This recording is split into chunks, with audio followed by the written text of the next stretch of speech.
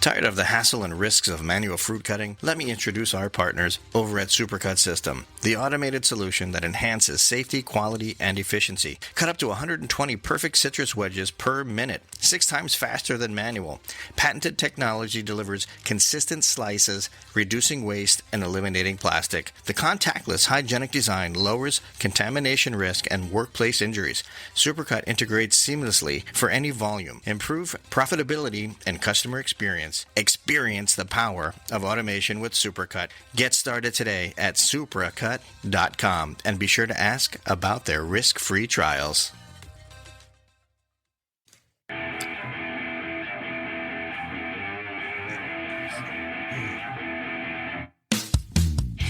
Hello, food fam. This is the Walk and Talk podcast, where you will find the perfect blend of food, fun, and cooking knowledge.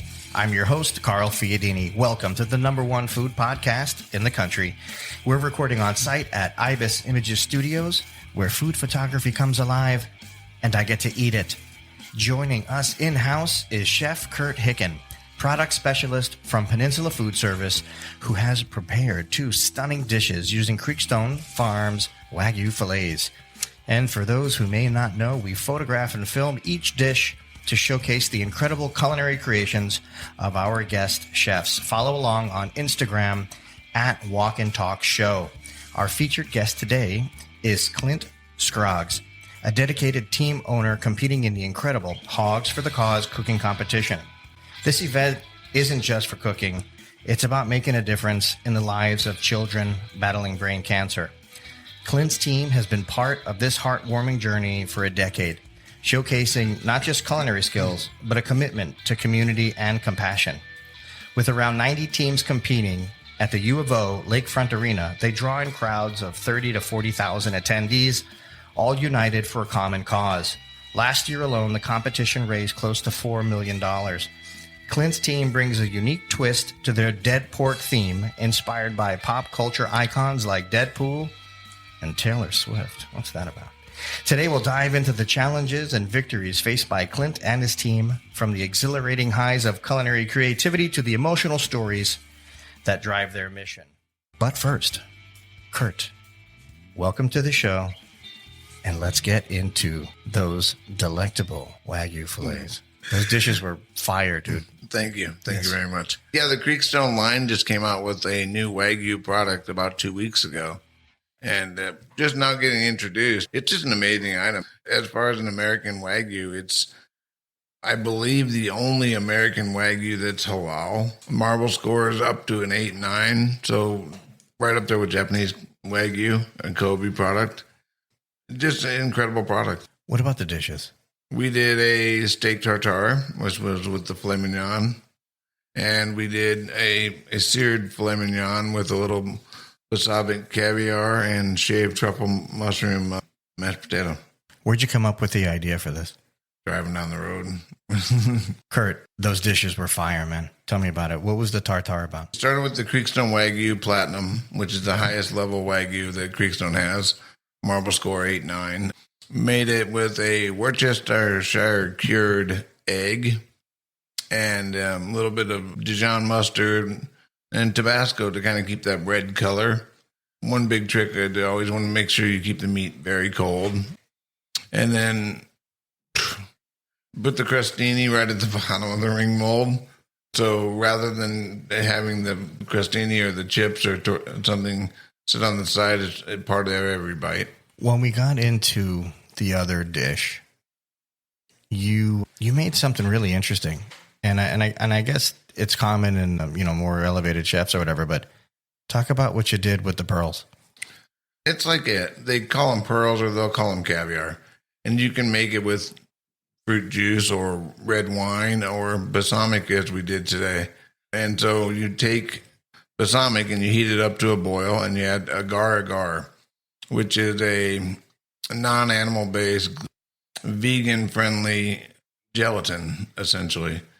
And you heat that up to a boil, remove from the heat, but you have to have olive oil that you put in the freezer for about 30 minutes prior to that. Then you drop the balsamic into the olive oil cold, and by the time it hits the bottom of the glass, it forms a little caviar pearl. And then you just run it through a strainer. And like I said, you can do that with almost any liquid. Kurt, you have a lot of experience. You're doing food service sales right now for Yes. Peninsula. You're doing proteins, but you're a pretty accomplished chef. Real quickly, for those who don't know who you are, where do you come from? Originally from Illinois, started work in St. Louis, but then moved to New Orleans, worked with some of the best chefs in New Orleans, then left there, went to culinary school in CIA in Napa, worked with Houston's restaurant all across the country, and then back and forth to New Orleans many times, and then out of the country into Anguilla and Bermuda and Ecuador, and had a chance to learn many different types of food from different regions. And so it's been an interesting life. I don't realize how much I learned from people that I worked with. You know, I was lucky to work with some great chefs in my time and just great people. And it's nice to be back doing food again. I kind of missed it a little bit, but I don't miss all the headaches that come along with it. So, well, yeah, at least this gives you a little bit of a creative outlet. It's the best of both worlds. How you digging being on the street, though? You know, it's nice. I'm off on the weekends. I'm off on holidays. I haven't had a Mother's Day off in 31 years, man. It's kind of crazy. It's a whole different. Yeah, a lot of people will say that you went to the dark side. You know, in the industry, that is what your chef brethren would say to you. And what do you say to them now? You just never would expect to be able to live your life. You know, my older kids, I missed out on so much of their growing up. And now I've got a new little boy, and I don't miss anything. I'm there with him every night. I go to all his soccer, and it's a whole different world. And so I love it. I still get to be involved with food, talk to the chefs that I sell to about food, which I think brings a lot to the table for me and them. And then I don't have any of the headaches. I don't care about who calls off for work today. It's not my problem. All right. Let's get Clint on the phone. We spoke the other day. How are you doing? I'm glad you got to cut some time out to come on the show. Thanks for having me. It's an honor and a pleasure, and always happy and excited to talk about Hogs and the good work that whole organization does for such a good cause, supporting, the families and patients that need it most. So before we get into this, let's talk a little bit about where you're from, because you did some back of the house work in your time, but you more gravitate towards front. You kind of got into this in a different kind of way. Talk about it. So really just came, worked in restaurants, paying for college, after undergrad, got out of the industry altogether. And then it wasn't until, was always a pretty good home cook, grew up in New Orleans. So, I've got that gene of like, I can get down a little bit. And then in 2016, I started my own team for Hogs for the Cause. And then it's been a decade since. And just through, continual efforts and and also, backgrounds and coming up through the restaurant industry here in New Orleans, I always say like a lot of us met working for John Besh at August. So we kind of got to cut our teeth through there and really understand the theory that he took towards food, his approaches. I'll kind of joke like, hey, I got the John Besh gene in me where, there's 14, 15 ingredients and everything. So yeah, a very avant-garde approach to, traditionally going to like CIA or something like that. What was your motivation for getting involved with Hogs for the Cause? It started out year one, Renee and Becker, just two dudes in a tent fundraising for one of their friends who their child had brain cancer. So for years, it was the Ben Surratt Hogs for the Cause cook-off. And in year three, they moved it over to City Park. And, at that point, it had become a thing in New Orleans where everybody said, wow, they got a new festival going. It's for a good cause. It's all barbecue. And there was nothing like that down here. So attended as a guest year three. And then in year four, a friend that I used to work with in the restaurant industry had a team. So I was a volunteer on his team for a few years. And then after I got done with grad school, one of my buddies and I said, you know what? We want to go ahead and start our own team, really flex our muscles. So you've got 90 teams competing. That's a huge competition. What was the process with coming up with dead pork as your theme? When you see it in writing, everybody's like, wow, dead pork, that doesn't pass muster. But then when you see the logo, everybody's like, I get it. So my buddy Justin and I actually started the team. We were both prior Army. So we were originally Band of Hogs, like Band of Brothers. And then after watching dead pork in theaters, one of my buddies and I just had like an epiphany of, Ryan Reynolds, like that same sense of humor, very tongue-in-cheek, sarcastic. He was like, dude, that's you. And then I was just driving home from the theater and thought how we can incorporate, some kind of swine-based thing into that. And dead pork was born. And just, again, I think it kind of fits our approach to everything. We tend to zig when others zag. All of our dishes on our competition menus have pun-based names or just, very tongue-in-cheek with everything. And then it also has the added benefit of it's from a logo perspective, it just pops. We don't have to have signage with all kinds of stuff. I mean, just a simple logo on a t-shirt and everybody knows exactly who we are. And then, we actually have a pretty good merchandise program. They come to us every year for shirts, hats, etc., and we just direct them to our website so we don't have to incur that inventory cost. So yeah, Dead Pork has been really a great brand and really helped us just differentiate ourselves in a sea of teams. Well, here's a little nugget. Ryan Reynolds, when he played in Waiting, that was based off of Bennigan's. And allegedly, the Bennigan's that movie was based off of was the Bennigan's that I, in fact, worked at in Hollywood, Florida, down on Sheridan Street. The movie's incredibly accurate. I'm just going to leave it there. But the movie is stupidly accurate. I don't want to get into Bennigan stories. All right, Dead Pork. I mean, you guys are killing it. The name is great, Dead Pork. I love it. You're competing out there against a lot of teams. What does Dead Pork do differently to stand out? Good question. We're kind of known for being like the habitual line steppers. Like I always joke with the founders, like there's going to be a Dead Pork rule, someday. So obviously branding plays a big part there. And then just, we started doing goofy stuff, like just poking the bear. So putting our signage on the front gate where everybody walks in, everybody sees our signage. We kind of infiltrated the production aspect of it and put our signage on the sound tent. Also like infiltrated some of those folks. And whenever our name is called or we get a stage call, all the lights go off and it's all just red. So, just trying to have fun about it. One of our guys is in a Deadpool costume with a snout, with a megaphone and, usually his phone going with something and just borderline harassing attendees and guests, just trying to get them into our booth. And then, that's also a big part of the social media presence. And then, like year one, taking inspiration from just being so tongue in cheek. Everything, has a funny name, is pun based. We brought our ribs back this year and it's always ribs for her pleasure. So, just try to differentiate ourselves. There's a lot of really good teams out there that probably put out better food than us. So we got to stay competitive somehow. How are you balancing this with your actual professional life? You're not in the actual food business per se. No. I always joke, like, I get to play restaurant. You guys have to do restaurant. Fortunately, we've gotten pretty good at it over the last 10 years or so. But invariably, my job is 50, 60 hours a week. So it's a lot of midnight oil being burned. Luckily for, Hogs is our largest event by far. We do dinner parties quarterly. So, for a week or so, once a quarter, I'm doing, work until midnight, 1 o'clock in the morning every day. And then for about 2 months prior to Hogs is when we really start to ramp up. Hogs is in 2 weeks. So, I'm going to get off my job today, go pick up kids, play dad for a couple hours. And then once they go to bed, I'm going to go right back to my office and start, game planning and going through to-do list and packing list, etc.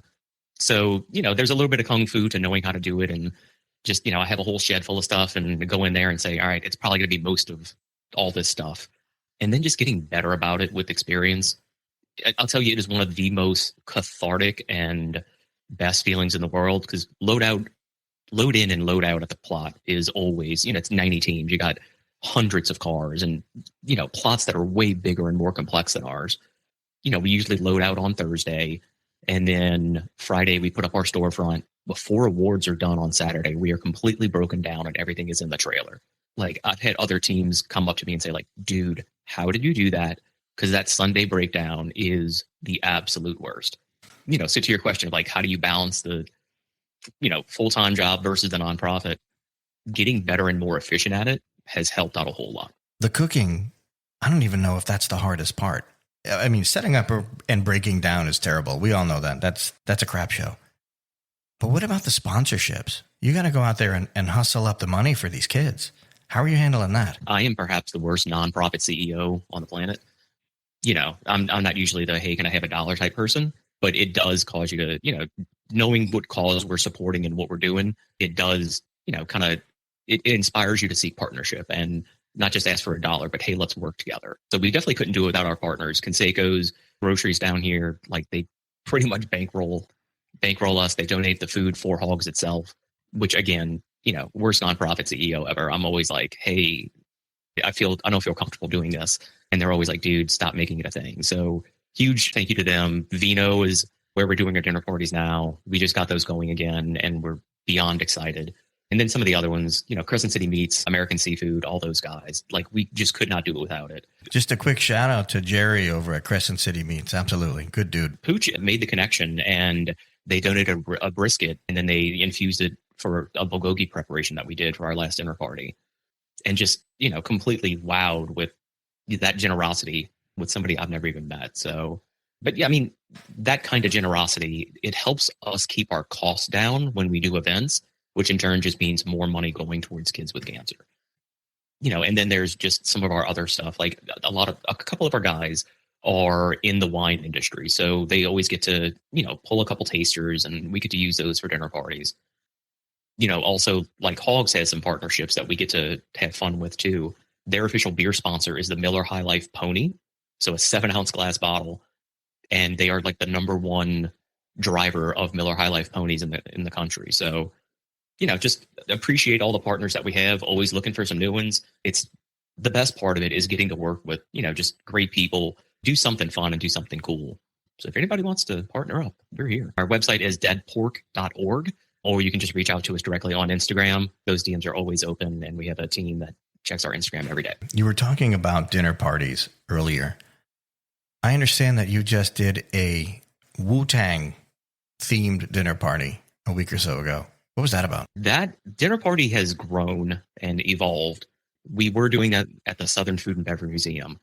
And the first one was just almost like a proof of concept. Like, if I had to grade myself, it was like an 85 out of 100. Just purely a different way of fundraising versus a pop-up where it's uncertain from a profitability perspective. So pulling from restaurants, I was like, hey, I'm going to do a 5-course prefix tasting menu. We partnered up with La Crema and Kendall Jackson, and, just like pulled people in. And it was more a proof of concept to not only Southern Food and Beverage, but also, internally with the team. Everybody's like, dude, you don't have the gusto to pull this off. And we did, just through sheerly like, everybody get on my back and we're going to make this thing work. So it's evolved. The first one, being introspective coming out of it, I was like, I feel like we just didn't have a voice. It was good food. It was a good cause, but it wasn't, it just didn't have a real sense of what we were trying to do. And then, it got me thinking, when you do restaurant, your menu and your ambiance and, your whole setup, like, kind of has a voice in what you're trying to relay to guests. So being introspective, I was like, hey, why don't we have a little bit more like a theme, and then that theme can help us create that voice. So all that's to say, over the number of dinner parties that we've done, last time was Wu-Tang, just because I was like, hey, the group me for our team is actually Wu-Tang 36 members, like 36 members on the team. And then just doing fun stuff that we really enjoy. So we've done a yacht rock based one where it's just, like, I wore a cravat and boat shoes in a kitchen. We've done like 90s theme. What are some of the other ones we did? We did Mad Men, which was fun. Unfortunately, everybody got annihilated because it was like Death Mart martinis. So yeah, we have one coming up in June. That'll be just a pride celebration. And then I'm kind of thinking maybe sometime in the fall. I don't know the exact date, but that one's probably going to be Outcast.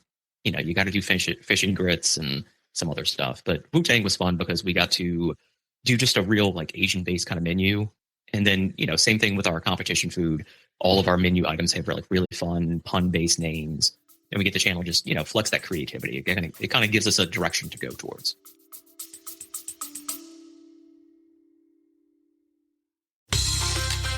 Chefs and food buyers, let me tell you about a product that will generate new excitement on your menu. Fully cooked, pasture-raised, all-natural Australian lamb from Aussie Select. Their award-winning, handcrafted, innovative products are blended with the finest spices and amazing flavors. Options include agave rosemary, tikka masala, lamb pastrami, and lamb prime rib roast. Available sliced or whole with a long shelf life too. Find out more at AussieSelect.com.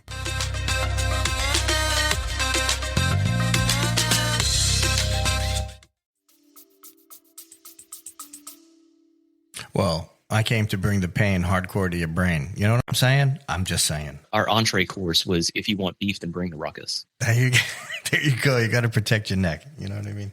Clint, you've been doing this now for a decade. The cause itself is terrific in terms of Hogs for the Cause and what they're doing. Obviously, you're talking about children and, children with disease. It's a hard one. This must be rewarding on multiple levels. You must have met amazing children, amazing families along your journey so far. They always do. So the Friday of Hogs is Friday night and then all day Saturday. And then Friday afternoon, there's a captain's meeting where they run through, just rules of the road. Here's competition, here's et cetera. And then one thing they always do is bring out a family that's been, impacted by pediatric brain cancer. And then that family, comes and talks about, hey, here's how Hogs has helped us through this journey. And, if you want to go in a tent and see a bunch of fat bearded dudes crying their eyes out, that's where to do it. But, it's just, it pulls at everybody's heartstrings. When I started the team in 2016, I didn't have kids. It wasn't until my daughter just turned 5. And it wasn't until she was probably like a year old where it really kind of hit. Like, what if that was my child? So, it absolutely makes it all worth it. All the, the gray hairs and countless hours after the kids go to bed and, weekends missed because we're off fundraising or doing something else. All the dad points are going to call in to make sure the wife can watch the 3 kids. But it just makes it so much, so worth it. I actually talked to Zandy, the CFO from Hogs, before this, just for some quick facts. And they've done 13 million to families in these, I think, 17 years that they've been doing this. So, and that covers everything that's just not included by insurance, travel, hotels, meals, you name it. Last year, we actually hit $4+ million in fundraising. This year, the goal is 5. They're actually in the process of building what's called a Hogs house. So effectively think of it as, a house with a whole bunch of, almost like a mini hotel. They're in St. Petersburg, Florida. They have 2 existing, one in Baton Rouge, one in New Orleans. They estimate roughly $3 million in cost savings passed on to families who would have to travel in for treatment for their kids by building these Hogs houses. So, just a great cause. And, my buddy Mike and I were fortunate enough to attend a grant presentation to a single mom and her child with brain cancer, and just, seeing her well up, knowing that, she didn't have to worry about paying her mortgage that month. So just, the social worker team that Hogs has brings them grant opportunities. And then it's a question of, knowing where they can make the most impact to patients and their families. So yeah, it's always it tugs at your heart, but man, is it ever worth it. That sounds so amazing. Clint, it's really an interesting story. And I love to hear that somebody's doing something with kids. I'm a dad myself, and it's awesome to hear somebody takes a jump into a field like that. Now, do you guys only help the kids in the New Orleans area or Louisiana, or is this a nationwide thing? How does it work with you? Nationwide. That's a great question. So yeah, they've done grants to every single state in the country. Wow. There is a network of social workers that brings opportunities to Renee and Becker and the Hogs team. And then they go through that vetting. Obviously it's a year-round thing for them. Becker, their CEO, is a full-time employee there. So just, kudos to them on how they operationalized it. Again, it was 2 dudes in a tent at the Fly behind the Audubon Zoo doing one whole hog to raise money for Ben Sarah Jr. Do you have a success story, somebody that touched you and you became involved in their healing process or therapy? Not per se. I'd say, my most intimate experience was that opportunity where I got to meet a mom and her child. Actually saw them at Hogs probably 2 years ago, and they remembered me. And, now that little boy is, now like a 200-pound, he's got to be 15, 16 years old now. I'm pretty sure he could throw me over the tent. But, it is seeing the parents and families who come out every year, even just 2 Hogs, and, they won't remember my face because I'm in a sea of guys out there.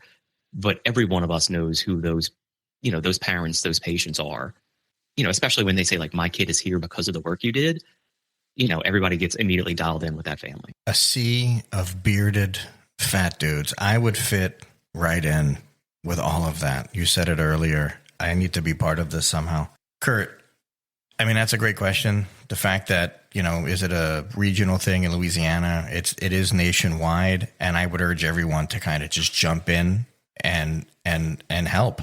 If you have the means, you should just jump in and do it. Yeah, absolutely. If, anybody who isn't fortunate enough to make the trip to New Orleans for the 2-day festival, you can donate directly on their website, hogsforthecause.org/donate. Or if you want to support us directly, we can go deadpork.org/donate. Now, Clint, besides the donation financially, are you able to donate your time? Could another chef come there from another region and help and be part of the cause in physical nature? 100%. We have the team that was next to us last year. It was Tori McPhail and some, very, very good chefs, James Beard Award-winning chefs who have since moved away from New Orleans, and they come back and volunteer their time. So if there's anybody listening who would love to get down with us or, any other team, reach out. We would love to work with you guys. Yeah, I would love to talk to you about that in the future. I've, like I said, lived in New Orleans 7 times. I have a strong tie to the community, and I would love to be part of this. Kurt, if you're serious about going next year, Walk and Talk will sponsor you to go. I'd love to. I think it'd be an amazing thing to be part of, interesting, and of course, I always love to be in that region anyway. So, yeah, absolutely. And you're going to be with Dead Pork. That would be great. Yeah, I'd love to talk to you more about what I can bring to the table. Clint, what was the story with Taylor Swift? We've done the only competition barbecue menu based on Taylor Swift in history. It was one of those, again, we zig when others zag. Taylor Swift was all the rage, and, kind of embracing the whole dinner party theme of we want to go with something that's a little bit different. We want to have a theme, and she was all the rage. So we decided to do Dead Pork, the Eras Tour, rebranded our whole thing for, the better part of a year. All of our dishes were based on her songs. I am not a huge Swiftie, but my Spotify Wrapped last year would argue otherwise just because it was so much R&D. But we did all of our branding, all of our promotions, you name it. Anybody listening, go to our Instagram. One of the pinned posts is the menu reveal from last year that probably took me 1,000 hours or something. But just, wanted to have fun with it. And it was actually kind of fun. There were very few people who rolled their eyes and said, ugh. But the number of people who came out and supported us and, the little friendship bracelets, which are a thing, just random people walking up saying I saw your Instagram a week ago. I bought tickets to come to Hogs so I could give you this friendship bracelet and come support you guys. So yeah, it was, a one-time thing, but I'm glad we did it. Well, I'll tell you what, I have a 9-year-old daughter, and it's Taylor Swift day and night in my house. It's I've had enough, actually. Listen, yeah. Clint, I sincerely appreciate you being on the program today. Can you put out your Instagram again, please? Yeah, Instagram is at deadpork.org, DOTORG. And our website is deadpork.org as well. Excellent. And you and I are going to talk more, and I want to be involved in the whole Hogs thing. John, as always, what you did today with the photography, you make Kurt look good. I'm just saying. Amen. Amen to that. But seriously, Kurt, man, you're always hitting home runs here. This is going to be a monthly thing for you. I'm just saying. He's going to move closer. That's all. Yeah, move closer to the mic. That's what we're saying. That's what we're saying here the whole stinking time. How do we find you, Kurt? Real quick. Don't. I don't know. You messed me up. I'm gonna put your. I am leaving this in. I am not cutting this out, Kurt. You're stuck with that. I will put in your Instagram on our site. Hey, we are out.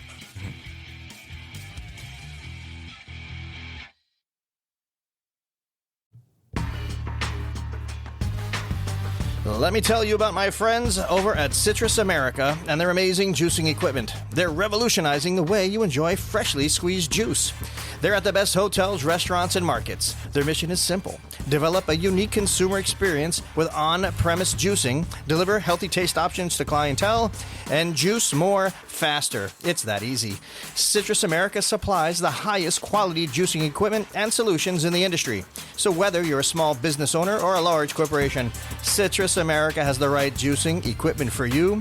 Find out more at citrusamerica.com.